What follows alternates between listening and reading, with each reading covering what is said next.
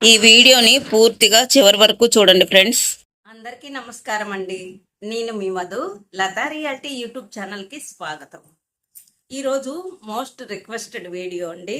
మనకి ఒక brother comment చేశారనమాట. చేసి చెప్తున్నారు, ఆ బ్రదర్ పేరు వచ్చేసి బిఆర్కే రవి. మీరు చెప్పిన దాకా కూడా ఇప్పుడు దాకా తెలియదు మేడం, మా దివ్యాంగులకు కూడా ఇళ్ల స్థలాలు ఇస్తారా? మాది గుంటూరు జిల్లా, పల్నాడు డిస్టిక్.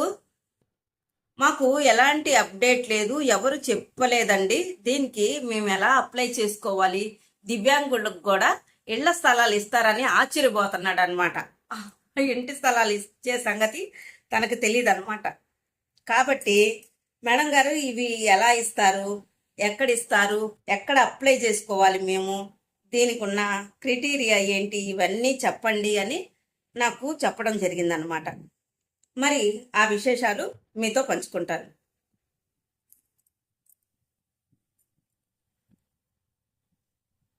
పట్టణాల్లో అయితే 2 సెంట్లు, గ్రామాల్లో అయితే 3 సెంట్లు ఇళ్ల స్థలాలు నిరుపేదలకు ఇస్తారండి. పథకం పేరు వచ్చేసి ప్రధానమంత్రి ఆవాస్ యోజన గ్రామీణ పథకం అన్నమాట. ఓకేనా? దీని గురించి తెలియజేస్తాను. తెలిసిన వాళ్ళకి కాదండి, స్కిప్ చేసేయండి. తెలియని వాళ్ళకి తెలుసుకుంటారని నాకు తెలిసిన విషయం మీతో షేర్ చేసుకుంటున్నా. అర్హతలు ఏముండాలి, డాక్యుమెంట్లు ఏమేమి ఉండాలి, క్రైటీరియా అంటే ఏమి ఉండకూడదు, ఇవన్నీ మీతో పంచుకోబోయే ముందు ప్లీజ్ అండి, మన లతా రియాలిటీ యూట్యూబ్ ఛానల్ని ఎవరైనా ఫస్ట్ టైం చూస్తున్నారా? చూస్తే ఒక లైక్ చేయండి, హైప్ కూడా చేయండి, షేర్ చేయండి. సబ్స్క్రైబ్ చేసుకోకుండా చాలా మంది చూస్తున్నారు ఫ్రెండ్. అదేంటి మేడం, మా గ్రూపుల్లో వస్తుంది కదా, మేము చూస్తున్నామే అంటే అట్లా కాదండి.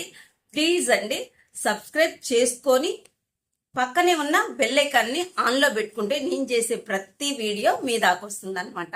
ఓకేనా? గ్రూప్లో వచ్చినట్టు కాదండి, వచ్చిన దాన్ని కూడా మీరు క్లిక్ చేసి సబ్స్క్రైబ్ చేసుకోండి. పక్కనే ఆల్ అనే ఉంటుంది, దాన్ని క్లిక్ చేయండి. ఓకేనా? మరైతే ఈ రోజు నుంచి ఈ తమ్ముడు ఎట్లా అయితే తన ఊరు, తన పేరు, తను ఏం చెప్పాలనుకుంటుందో కామెంట్ చేశారు. అట్లాగే మీ ఊరు పేరుతో అడ్రస్తో కొంచెం కామెంట్ చేయండి, నేను చదవడానికి చెప్పడానికి ఈజీగా ఉంటుందని. ఓకేనా ఫ్రెండ్స్? మరైతే వీడియోలోకి వెళ్ళిపోదాం. అర్హతలు: గ్రామీణ ప్రాంతాల్లో ఇళ్లు లేని పేద కుటుంబాలు మహిళల పేరు మీదుగా అర్జీ తీసుకుంటారండి. ఎక్కడ దరఖాస్తు చేసుకోవాలి? సమీప సచివాలయంలో, మనకు నియరెస్ట్గా ఉన్న సచివాలయంలో. పట్టణాల్లో అయితే మున్సిపాలిటీల్లో అప్లై చేసుకోవాలి. అవసరమయ్యే పత్రాలు అన్నమాట, డాక్యుమెంట్స్: కుటుంబ వివరాలు, ఆదాయ ధృవీకరణ పత్రం, కుల ధృవీకరణ పత్రం, ration card, mobile number, Aadhaar card. Latest తీసుకోండి, ఎప్పుడో కాదండి. 2026 అట్లాగా కొత్త సంవత్సరం తీసుకుంటే తొందరగా ఇది అవ్వడానికి అవకాశం ఉంటుంది. మరైతే ఏమేమి ఉండకూడదు? గతంలో దీంతో పాటు ఆధార్ కార్డు, జిరాక్స్ 2 సెట్లు పెట్టుకోండి ఫ్రెండ్స్. భార్యాభర్త సంతకాలతో కలర్ జిరాక్స్లు పెట్టుకుంటే బెటరు. రేషన్ కార్డు, బియ్యం కార్డు ఒకటి, bank account xerox, job card ఉంటే దాని జిరాక్స్, దరఖాస్తుదారుని పాస్పోర్ట్ సైజ్ ఫోటోలు 2, క్యాస్ట్ సర్టిఫికెటు, ఇన్కమ్ సర్టిఫికెటు, పని చేస్తున్న మొబైల్ నెంబర్, ఏదైతే పనిచేస్తుందో మొబైల్ నెంబరు అది. ఓకేనా? ఏముండకూడదు? గతంలో ఎప్పుడు ఇల్లు మీ పేరు మీద శాంక్షన్ అయ్యి ఉండకూడదు. గుర్తుపెట్టుకోండి ఫ్రెండ్స్. పక్కా ఇల్లు కలిగి హౌస్ ట్యాక్స్ మీ పేరు ఉండకూడదు. ఇంట్లో ఎవరు ప్రభుత్వ ఉద్యోగాలు చెయ్యకూడదు.